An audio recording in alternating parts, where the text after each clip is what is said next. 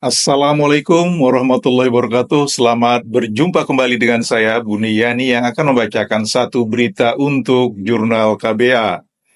Mantan Ketua BEM Universitas Pajajaran Unpad, Firdian Aurelio, mengajak masyarakat untuk melawan propaganda yang dibuat oleh penguasa. Hal ini dikarenakan adanya anggapan tentang hashtag Indonesia Gelap sebagai gerakan bayaran.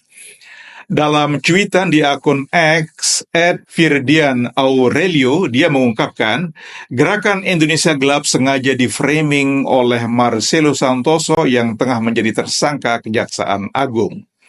Seperti diketahui, Marcela merupakan tersangka dugaan perintangan penyidikan atas beberapa kasus yang ditangani Kejagung, seperti korupsi CPO, impor gula, dan perkara tata niaga komoditas di wilayah IUP PT Timah Terbuka.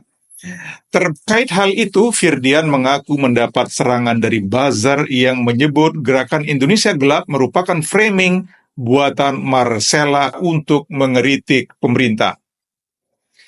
Baru-baru ini, TikTok gue diserang sama komentar buzzer yang fitnah gerakan Indonesia Gelap dibayar oleh Marcela Santoso, ujar Firdian dikutip KBR News hari ini. Firdian sangat menyayangkan adanya framing negatif tentang pergerakan rakyat. Menurutnya, gerakan rakyat selalu dipandang buruk oleh pemerintah dan dianggap sebagai sebuah gerakan bayaran dari kelompok oposisi.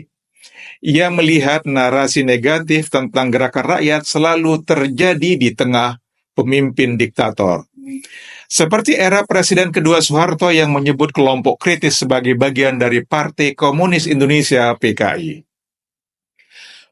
Warga yang kritis soal lingkungan dituduh Wahabi, yang kritis soal dwi fungsi dituduh asing, dituduh dibayar Megawati lah, Anies lah, siapalah. Fearmongering emang suka diproduksi oleh kekuasaan, terutama mereka yang punya kepemimpinan diktator Soeharto dulu menuduh yang kritis dengan cap PKI. Era Jokowi membunuh KPK dengan cap Taliban. Sekarang terulang lagi dengan narasi yang berbeda, ucapnya.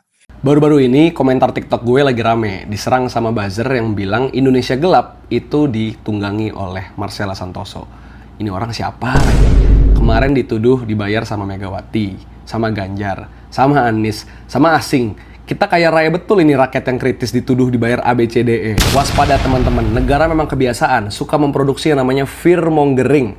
Atau bahasa baiknya adalah sengaja nakut-nakutin warganya sendiri, adu domba warganya sendiri demi menciptakan ketaatan, demi menciptakan kestabilan versi kekuasaan itu sendiri.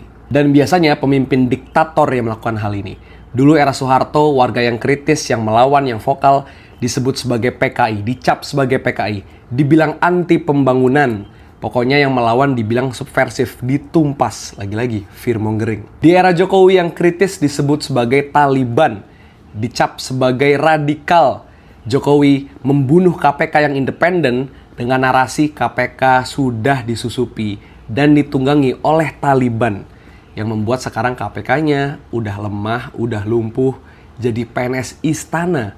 Lagi-lagi fearmongering. Terulang lagi di era Presiden ke-8 kita yang bilang rakyat ditunggangi asing lah, LSM ditunggangi asing lah, Indonesia Gelap dibayar asing lah. Yang asing mah hubungan kita sama mantan Pak Presiden, aduh. Isu tersebut kembali terulang ketika tagar Indonesia Gelap yang pernah trending di media sosial sebagai gerakan bayaran. Marcela yang merupakan seorang advokat kritis dianggap memframing gerakan tersebut. Firdian menyebut masyarakat jangan sampai terhasut oleh framing buzzer pemerintah. Ia mengajak masyarakat untuk melawan balik propaganda yang dibuat oleh penguasa. Jangan sampai kita diadu domba kawan-kawan. Lawan balik propaganda kekuasaan, tandasnya. Demikian satu berita untuk Jurnal KBA dan sampai jumpa pada kesempatan mendatang. Assalamualaikum warahmatullahi wabarakatuh.